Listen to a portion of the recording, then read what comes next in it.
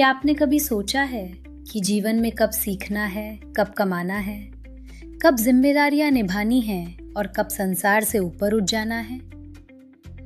सनातन धर्म में जीवन को 4 आश्रमों में बांटकर हमें सिर्फ जीना नहीं, सही ढंग से जीना सिखाया है। वो आज हम जानेंगे 4 आश्रमों का आध्यात्मिक महत्व और उनका वैज्ञानिक व मनोवैज्ञानिक आधार।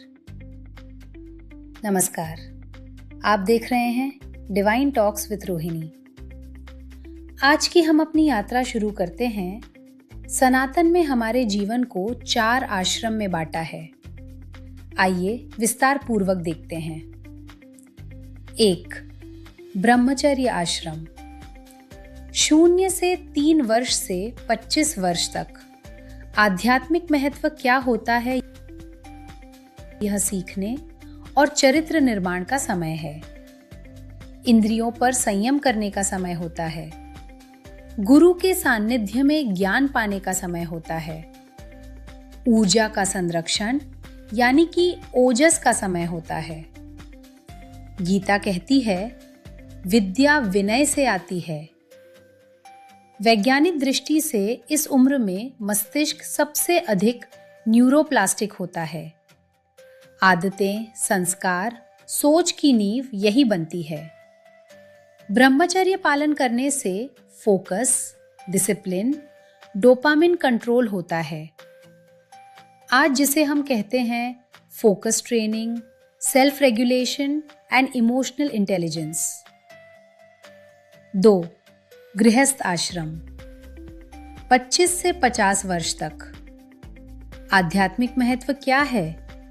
यह समय समाज की रीढ़ बनाने का समय होता है।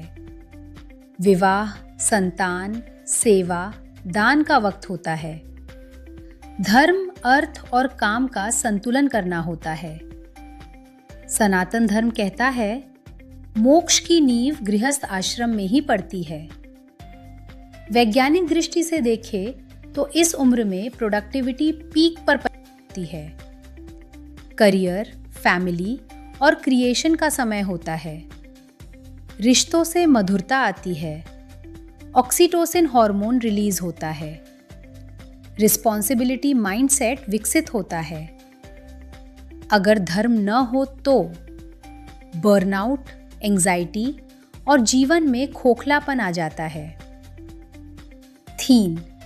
वानप्रस्थ आश्रम। 50 से 75 वर्ष। आध्यात्मिक महत्व धीरे धीरे अटैचमेंट से डिटैचमेंट की तरफ शिफ्ट होना। बच्चों को मार्गदर्शन करना, कंट्रोल नहीं करना। सेवा, साधना, तीर्थ और स्वाध्याय पर फोकस करना। यह आश्रम कहता है, अब मैं मार्गदर्शक हूं, मालिक नहीं। वैज्ञानिक दृष्टि क्या कहती है? इस उम्र में व्यक्ति मीनिंग बेस्ड लाइफ चाहता है। ईगो से ऊपर उठने लगता है। मेंटरिंग करने से डिप्रेशन कम होता है। कॉग्निटिव डिक्लाइन स्लो होता है। मॉडर्न साइकोलॉजी इसे कहती है पर्पसफुल एजिंग। और यह हमने देखा भी है, जो लोग इस उम्र में पॉजिटिव रहते हैं वो हेल्दी भी रहते हैं। 4. संन्यास आश्रम। 75 वर्ष से ज्यादा। आध्यात्मिक महत्व पूर्ण वैराग्य का आ जाना, मैं का विसर्जन कर देना, केवल आत्मा और परमात्मा के बारे में सोचना। यह पलायन नहीं, अल्टीमेट फ्रीडम है। वैज्ञानिक दृष्टि से अटैचमेंट छोड़ने से स्ट्रेस हार्मोन्स कम होता है। पैरासिम्पैथेटिक नर्वस सिस्टम एक्टिव होता है। मेडिटेशन से ब्रेन शांत होता है। फियर ऑफ डेथ कम होता है। आज जिसे कहते हैं ट्रांसेंडेंस एंड कॉन्शियस एजिंग। चारों आश्रम मिलकर क्या बनाते हैं? चारों आश्रम मिलकर बनाते हैं एक balanced mind, healthy society, spiritual evolution करते हैं। सनातन धर्म जीवन को ना तो भोग में फंसाता है औना ही जबरदस्ती त्याग करवाता है, बल्कि कहता है हर समय का अपना धर्म है। इसलिए व्यक्ति का परिवर्तनशील होना बहुत जरूरी होता है।